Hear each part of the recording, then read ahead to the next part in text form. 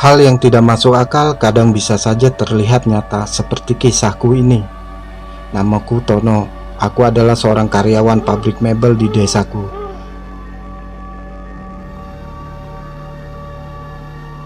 Tempatnya tidak terlalu jauh dari rumahku. Dulunya pabrik mebel ini bekas gudang kosong pabrik gula yang telah lama tutup. Pabrik mebel ini baru didirikan pada tahun 2016 yang lalu. Tapi cerita keseraman pabrik mebel ini cukup menggemparkan masyarakat desa kami. Namun karena keadaan, aku beranikan diri untuk bekerja di sana. Kebetulan ada lowongan saat itu. Sebelum menonton, pastikan sudah menekan tombol subscribe dan like-nya ya. Dan jika kalian suka video ini, jangan lupa tekan thumbs up dan nyalakan notifikasinya agar kalian tidak ketinggalan video terbaru dari kami.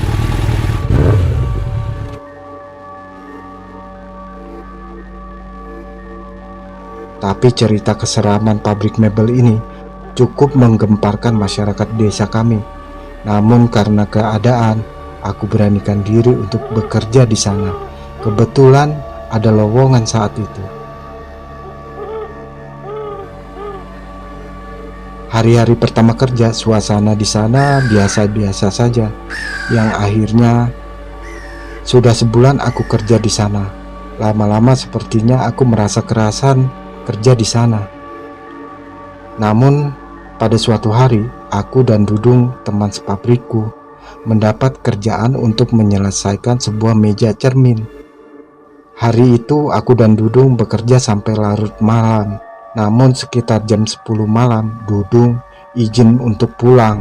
Padahal kerjaan sebentar lagi selesai. Namun karena ada hal yang mendesak dan penting sekali, akhirnya Dudung izin dan kemudian langsung pulang.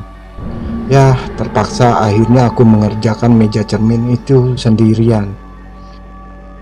Dan sekitar jam 11 malam, akhirnya meja cermin itu berhasil aku selesaikan.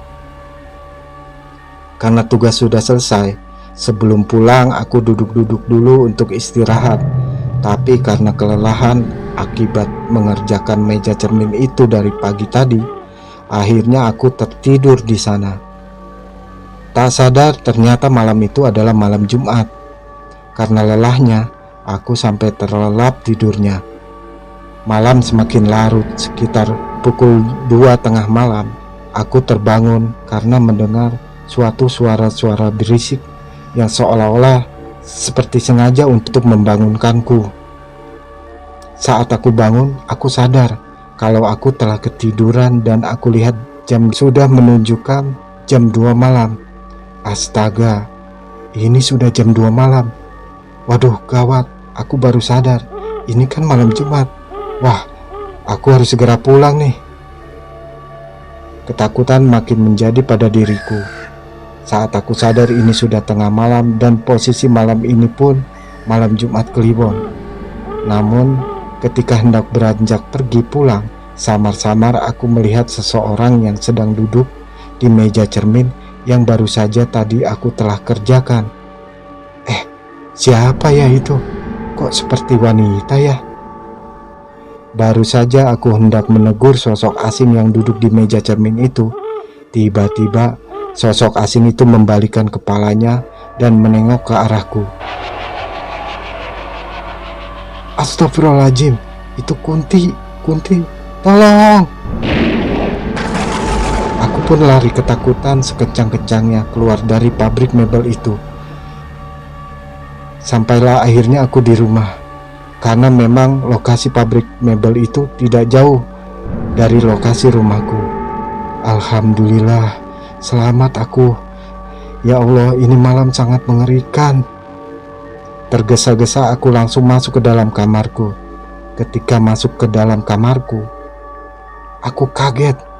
Ternyata di dalam kamarku ada seseorang yang duduk di atas kasur. Ada seseorang yang duduk di atas kasurku. Setelah kufokuskan pandanganku, itu sepertinya sosok Kunti yang ada di pabrik mebel tadi. Dan Kunti itu pun berkata, "Mas Tono, kenapa kamu lari? Aku kan suka sama kamu, Mas. Biarlah malam ini aku temani kamu tidur di sini ya, Mas.